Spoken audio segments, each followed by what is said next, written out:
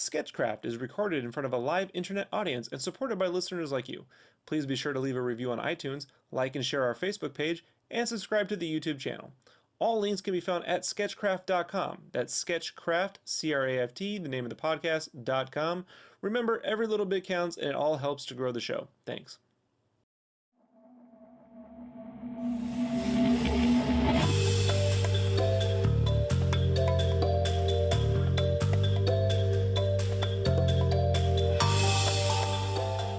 Welcome to Sketchcraft, the podcast for art, games, and process junkies. I'm Rob Duenas, full-time illustrator and graphic artist elsewhere. This is an unedited podcast, which will probably contain strong language, so listener discretion is advised.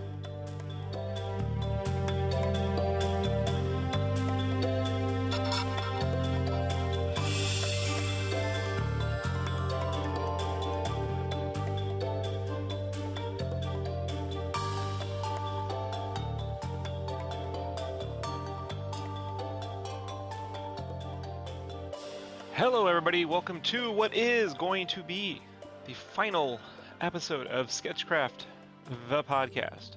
So, how you doing everybody? Rob D. Let me give you a little quick explanation what's going on. I started the podcast, I believe January 7th, 2011. And it had come off me working at Play Magazine and Game Fan for a year, and my Tshirt Exploits. I'd been about in the T-shirt industry for about 4 or 5 years, and then I took a year off to go do other stuff. And then, and my freelance exploits, and there was just a lot of frustration with my career. There was a lot of, hey, here's all these projects and these experiences I've had that have gone almost nowhere, and I'm still in the middle of them. So let's just continue to talk about this while I'm going nowhere so that I can feel better about it. And I thought at the time, in 2011, looking at what was happening, I figured I would be able to transition into full-time comic book work. That I would sort of just do these covers, get into a rhythm of creating, a black and white process, a color process, and then move into going back to doing interiors, maybe art directing in terms of indie books, and then transitioning into full-time regular freelance comic book work. But the problem I ran into was the pay was so little, and I cared. Oh, what's the word I think of? I didn't care for the subject materials. I just realized I was over the age of 30, and I remember at the time when I was a kid, way back when I was a kid, I would say 13, 14, my early teens, going to Comic-Con in San Diego. And I remember asking Mike Manley and a few other guys, when would be a good time to get the comic books? Because, I was 13. I figured if I really worked hard, I could get in when I was on 18 or 19. And they told me to wait till I was 30. And if I still felt like doing it, then give it a shot. And that's exactly what I did. I tried to pitch a few indie books, didn't go anywhere. But then I started doing my regular work when I was 30. And after a few years of it, I decided that comic books as they exist today are not for me. So the podcast sort of chronicled that, and I moved into doing prints, and I moved into doing just cover work, and then I tried to get into doing stuff for Imagine Effects, and that went horribly wrong. And then I tried to make my own gaming magazine, that bombed in 2012. And then I came back with Game Cave, and everything seemed to be going well. And then the stuff with, the Josh exploits, we all went through that. I don't want to, we're all good now. And then, all that stuff that happened, and then going back to the teachers, and so like I look at where I'm at now, and now the only thing I work on other than my day job is Game Cave, the art novel, whatever, graphic novel, I suppose we can call it, slash game magazine hybrid thingy. That's all I work on. And moving forward, the projects that I'm moving forward with, I can't keep going onto a podcast and saying, "Oh, I got this stuff I'm working on, and it's going to be cool." It's not really interesting to listen to. I think people they like it when I get mad or angry and stuff. But, I'll say this, like every now and then, that's kind of fun. But something happened in December. My father passed away prematurely, entirely due to stress. And my father Yeah, I'm an adopted child. I don't talk about my personal life very much, but I'm an adopted child. My father took me in. I have a half brother, so my brother and I had the same mother. My father was his father, and then he adopted me eventually after my mom took off. And my father is probably the hardest working person I've ever met. And I've been in combat arms and military. I've worked all over. I met some really hardworking people. People tell me I'm the hardest working person they know, which I always laugh because I'm like, that's bullshit. I mean, and I might be up late drawing, but so are a billion other artists you never hear from, you know? And maybe you see their work, you don't know. You see the artwork on the package to a toy, you don't know what artist was up till 5 a.m. to get paid pennies to do it. So, but legitimately, my father was the hardest working person I knew. And there was a time, I can honestly say, that I was following in his footsteps. I want to say around 97, and then 1997, pushing into 98. That entire year of 1997, I was following in his footsteps. Uh, I worked literally 100 hours a week. 100. I think I clocked in 110 hours a week. I was getting an hour or two sleep a day at the most, living off soda and junk food. And that's what my father did. He had his own little security. I hate to say company. He had his own little security scheme. He employed people, but it was really he never took it to the point where it was like an actual company. It was like a one man show, and people would sort of come on and off projects. It's a lot like comic book freelancing, where you got one or two people sort of have an imprint, and they bring on freelancers that kind of get paid the bare minimum, and they get to prove themselves. And that's sort of what my dad ran for security. And in 1997, I was hating life. My art, I mean, I was the best artist I knew, but I was not good enough to get any sort of reaction at Comic Con that was deemed, I couldn't draw. But I had the willingness to, but I didn't know what to do. And I read a book, an interview with Joseph Campbell and Bill Moyers, I think, Power Myth, right? And it was all the stuff we see now, crazy as it seems. But it was him talking about, it's like a shorthand conversation about the hero with a thousand faces, about the different ways myths influence culture. But similarly, despite time and distance from one another. And there was this whole thing about rite of passage and taking on the uniform, becoming a man, and then going into the theater and then transporting yourself. And I don't. There was something about that conversation that I felt like I have to get on with my life. Like my father's life can't be mine. And so I quit everything, packed what little I had up that I actually owned into this shitty little car and took off to Montana to go stay with my cousin for a few months, and then finally joining the army because I had tried to join the army before I left. Well, I wanted to join the Air Force, but everyone told me you're not military material because of my mouth, my humor. Um, they had no idea how I existed in my house. My house is very military-like. My humor is what I would do when my dad was gone. Like I would not talk the way I do to my father. That was my coping mechanism in in in in, in every way, really. So, but eventually, once I was away from all my friends who told me I couldn't do things, I went and did it and spent 4 years in the military.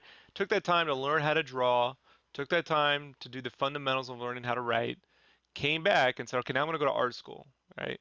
But when I first came back, I didn't know what to do with art school.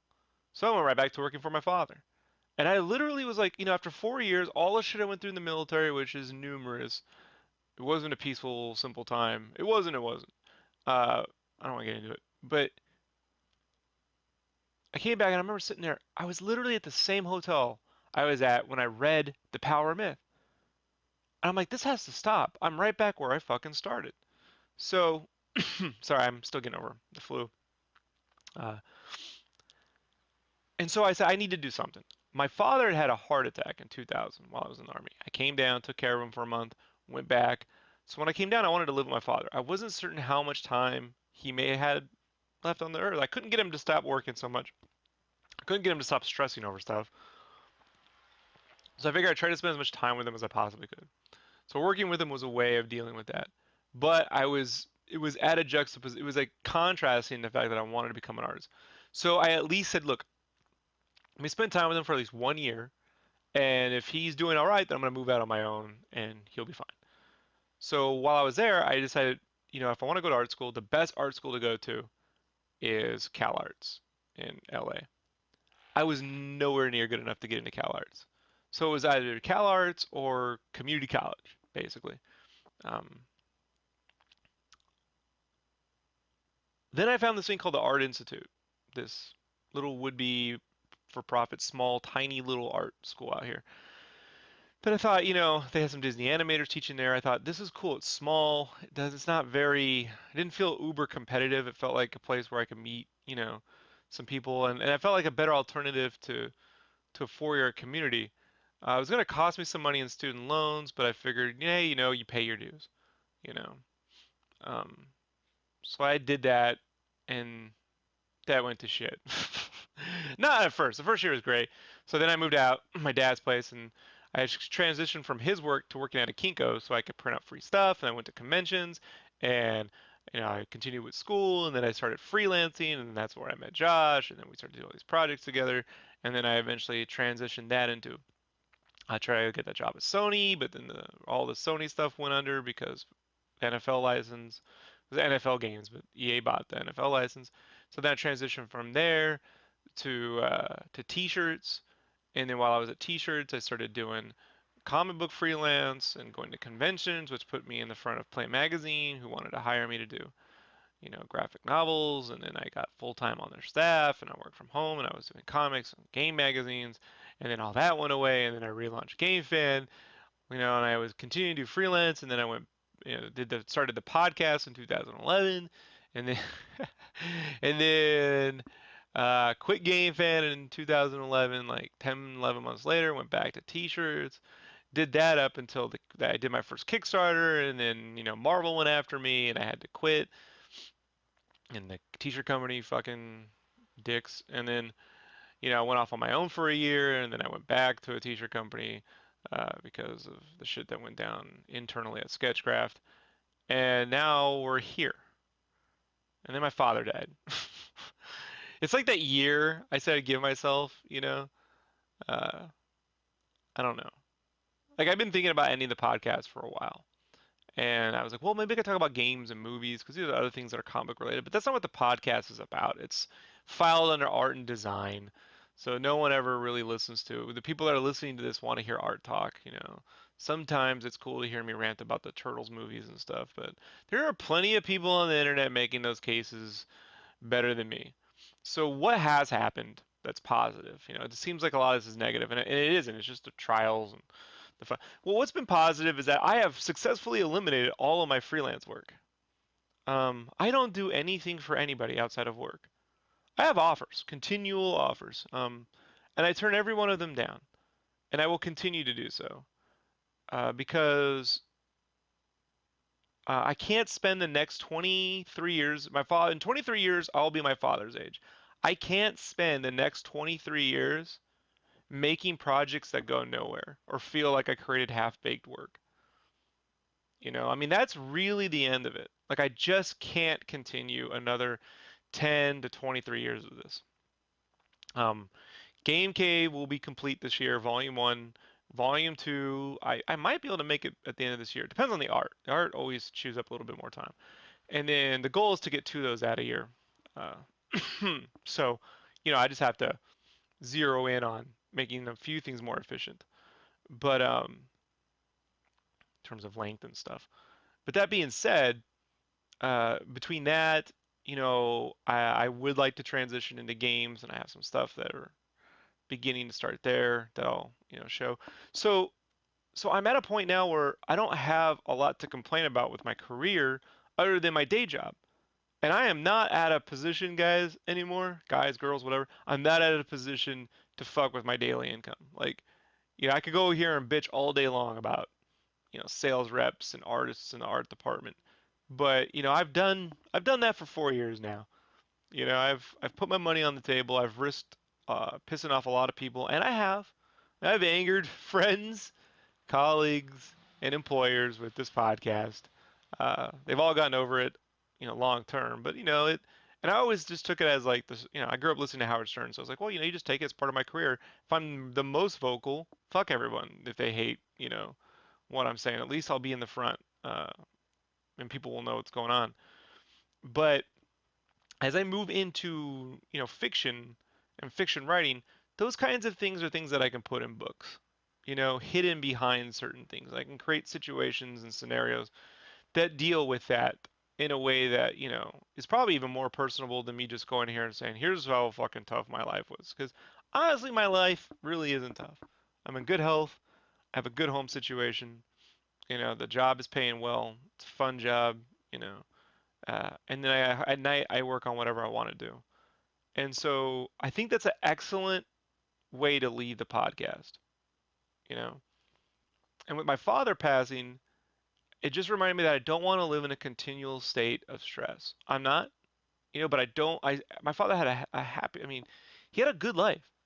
It was his kind of life. He liked, my father liked weapons and being in the middle of the fight and being out there and he had all that. But he took this day job too for no reason other than he just couldn't be at peace with himself. Like he couldn't sit in a room and work on a model or garden. And if I have downtime, I want to spend it with my family and my friends. I don't want to spend it, so if I have a weekend, where hey, game cave, I'm up, or maybe it's going to take another week, but this weekend I'm going to go spend it with friends. I need to be able to do that. So the podcast is one of those things that gets in the way of that. It's like, oh, I need to record a podcast. And it costs me, I think I pay like 20, 30 bucks a month for this thing. So I'm spending 300 bucks a year. Something else happened this year that has never happened before. YouTube paid me 300 bucks in the year in AdSense for all the videos I've been putting up, the streams. I transitioned from live stream to YouTube, so all my streams go in there, and I got almost 5,000 subscribers, and I don't have tons of views per video, but everyone watches them. They leave them on, so I have a lot of minutes played. So I'm now YouTube.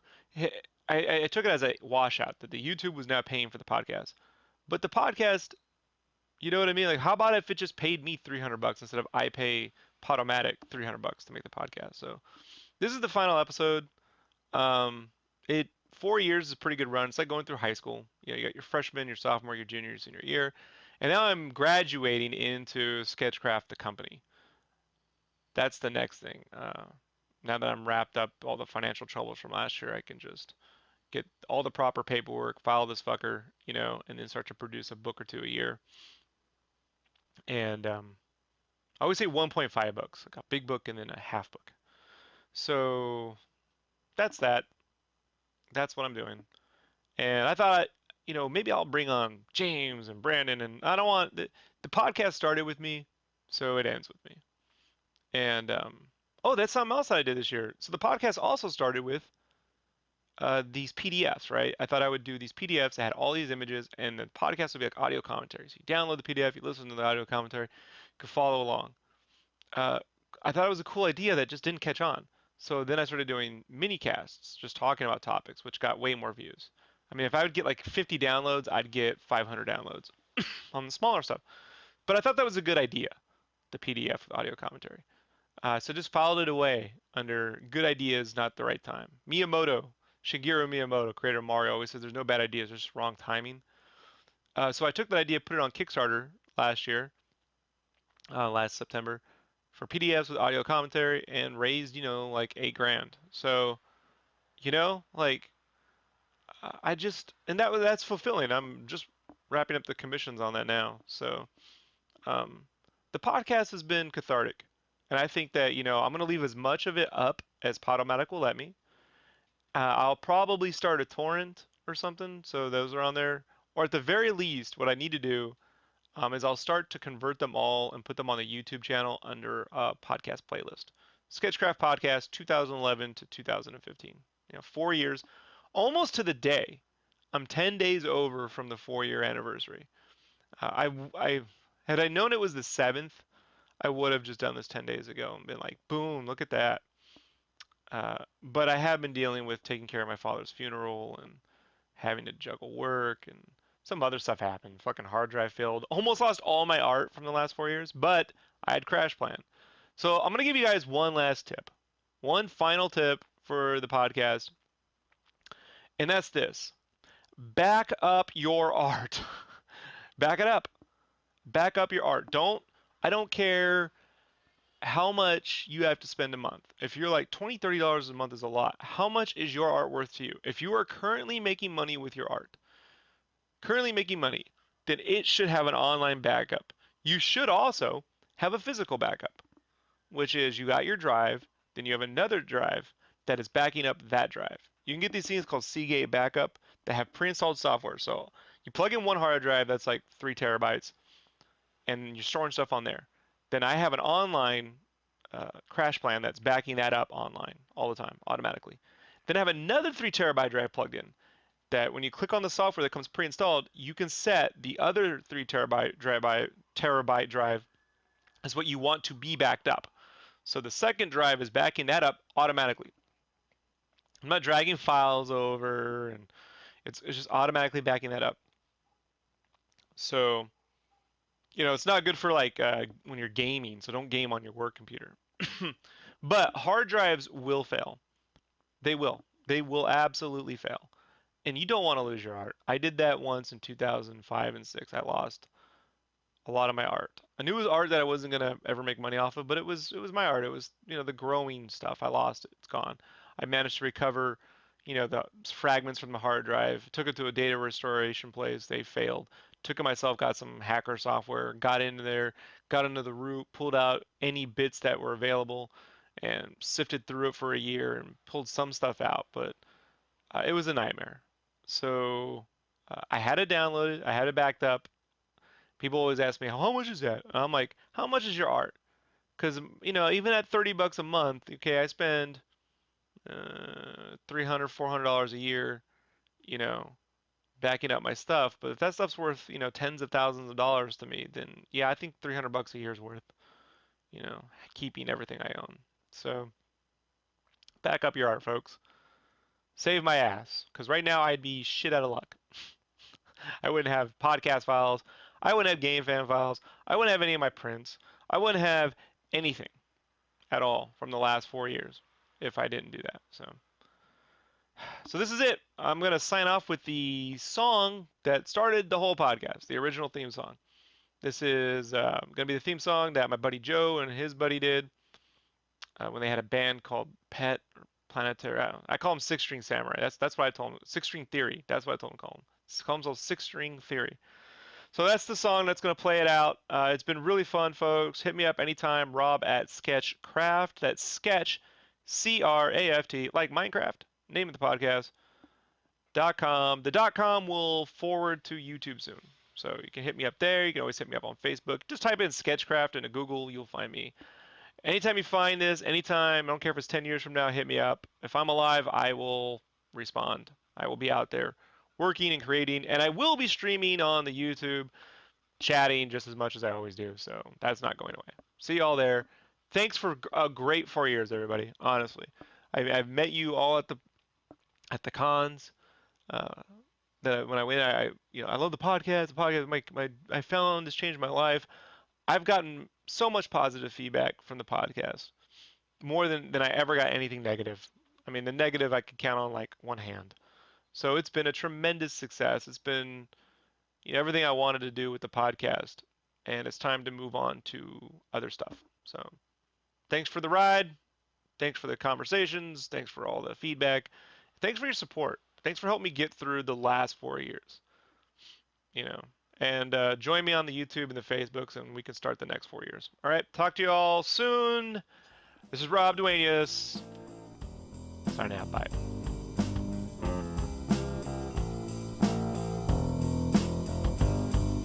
Was it so amusing to see the waves go crash down on me and drag me into the sea? Was it so easy to be so indifferent to me when I wear my heart on my sleeve? Feeling like a willow tree.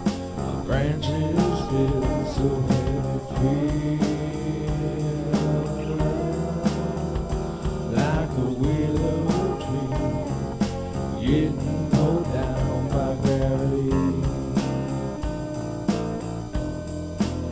By gravity. My gravity. My gravity.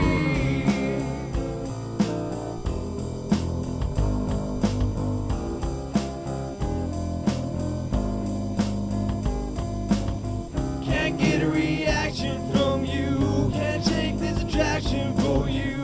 And all those things that you do. I swear that everyone's true. I swear that I follow through because I'm falling for you. Like a willow tree, getting pulled down by gravity. By gravity.